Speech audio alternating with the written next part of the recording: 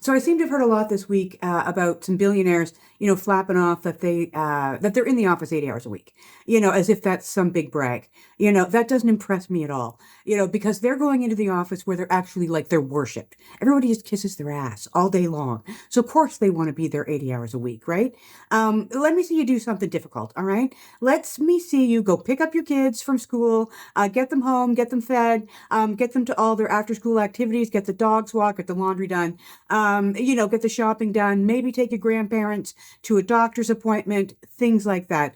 Let me see you do something hard. Okay. So you telling me that you're in the office 80 hours a week? Sorry. All I'm getting from that is you're actually a little lazy. Okay.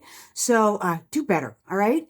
Then the other thing in the news is, of course, the Auditor General did that report on, the Canada Revenue Agency. So the Canadian tax man.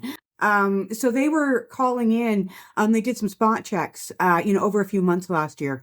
And apparently, when these poor CRA employees are answering the phones and getting asked questions, they're only getting the answers right 17% of the time. That's insane. That's insanity, right?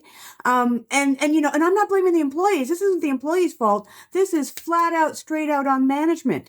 What are these people thinking? Who's in charge of hiring? Who's in charge of training? This is insanity. But, not only are they letting down 30 million Canadian taxpayers, they're also hanging their employees out to dry. Like, this entire situation is untenable. But the management doesn't care, right? Because, they probably get some sort of pat on the back for reducing payroll or something, right? But if you're, you put in your tax return and they find an error on it, they're going to still charge you penalties and interest, right? And they will get it from you one way or the other, right? So they don't care. They don't care if you have to pay a professional accountant thousands of dollars to, deal with their errors, right? That's not coming out of their pocket, and there's never going to be anything you can do to get that money back from them, right?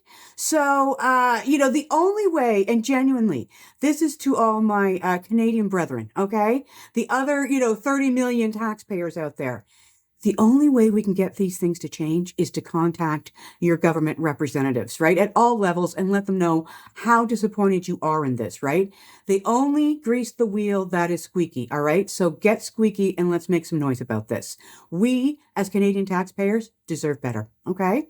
So have a fabulous week, and we'll touch base soon.